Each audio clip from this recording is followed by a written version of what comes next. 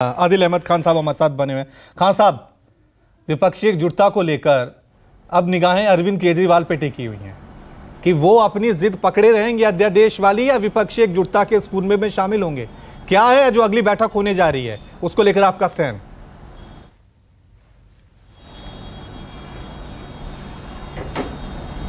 रवि जी, मेरा आपसे निवेदन रहेगा कि मुझे थोड़ा समय दे दीजिएगा अपनी बात रखने के लिए।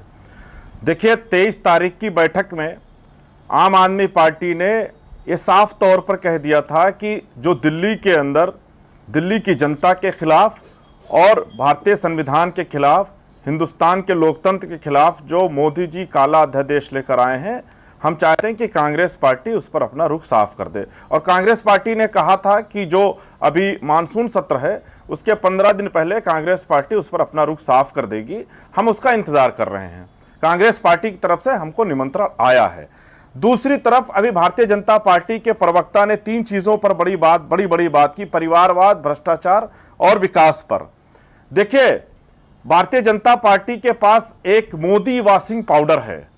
जितने भी भ्रष्टाचारी इस देश के अंदर हैं, भारतीय जनता पार्टी उस मोदी वॉशिंग पाउडर से उनको धुलकर, उनको पाक साफ करके, उनको अपनी पार्टी में शामिल कराकर किसी न किसी प्रदेश का उप मुख्यमंत्री, किसी प्रदेश का मुख्यमंत्री, किसी को अपने पार्टी के कार्यकारिणी का सदस्य, किसी को अपोजिशन का लीडर बना देती है। यह वही भारतीय जनता पार्टी है जिसके नेता और देश के प्रधानमंत्री मोदी जी अभी चंद दिनों पहले महाराष्ट्र के अजीत पवार के बारे में क्या कह रहे थे, हम सब ने सुना है। चक्की पीसिंग 70,000 करोड़ का घोटाला, उसको अपनी पार्टी में शामिल कराते हैं, वॉशिंग पाउडर से धुलते हैं और डिप्टी सीएम बना देते हैं। हेमंत बिस्व शर्मा के बारे में अमित शाह जी पूरे देश में चक्की पीसिंग कर रहे थे, उनको अपनी पार्टी में शामिल कराया, मोदी वॉशिंग पाउडर से साफ किया और उनको सीएम बना दिया। येदियुरप्पा के बारे में भी इनका, और जिस पार्टी के राष्ट्रीय अध्यक्ष रक्षा सौदे के मामले में दलाली करते हुए सजा पा चुके हो, कम से कम वो भ्रष्टाचार पर बात ना करें। इन्होंने विकास की बात की। विकास का आलम यह है कि 30 साल तक भारतीय जनता पार्टी गुजरात में सरकार चलाती है। मोदी जी 20 साल तक लगभग वहां मुख्यमंत्री रहते हैं, और एक स्कूल का उद्घाटन करना होता है तो टेंट लगाकर स्कूल बना लेते हैं। एक स्कूल इनके पास नहीं है जहां देश के प्रधानमंत्री जाकर उद्घाटन कर पाए। ये इनका विकास मॉडल है। खान साहब, आप मान लिया आपके मुद्दे ये आप उठाएंगे अगले चुनावों में लोकसभा में, लेकिन सवाल यह है कि आप अकेले उठाएंगे या विपक्ष के इस कुनबे के साथ मिलकर उठाएंगे, उसको क्लियर कीजिए ना। या फिर आप तय कर चुके हैं कि भाई हमारा फोकस अभी दिल्ली है, अभी हमारा फोकस दिल्ली, हम दिल्ली को बचाएंगे, लोकसभा हमारा फोकस नहीं है, ये क्लियर कर दीजिए फिर।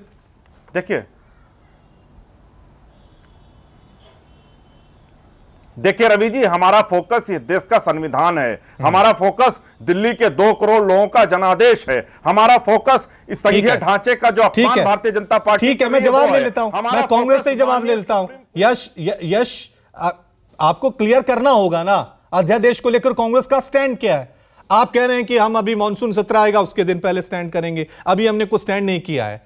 नैतिक तौर पे ये सही है, गलत है? आपको दिल्ली की जनता को या देश को ये मैसेज देना होगा ना, जो अध्यादेश बीजेपी लाई है, केंद्र सरकार लगाई है, वो सही है नहीं गलत है? आप इसके साथ किसके साथ हैं ये आपको बताना होगा ना। इतना सस्पेंस क्यों, चुप्पी क्यों?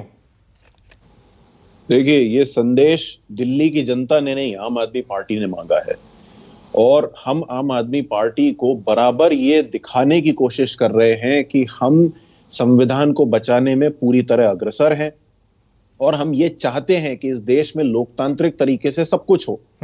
अब यदि आम आदमी पार्टी ये चाहती है कि हम सब कुछ ताक पे रख के केवल इनकी शर्तों के लिए सब कुछ भूल जाए और सब छोड़ के इनके दिल्ली के अध्यादेश के पीछे लग जाए, तो इन्हें भी याद होना चाहिए कि इनके पहले के सारे मुख्यमंत्रियों ने उसी तरह की गवर्नेंस में अपना काम किया है और बखूबी किया है। शीला दीक्षित जी इतने लंबे समय तक रही, उन्होंने कभी इस बात की शिकायत नहीं की। आप ये कहने की कोशिश कर रहे हैं कि केंद्र सरकार जो अध्यादेश लाई है वो ठीक है? नहीं, मैं ये कहने की कोशिश कर रहा हूं कि इस समय आम आदमी पार्टी को थोड़ा सा हमारा पॉइंट ऑफ व्यू भी देखना चाहिए।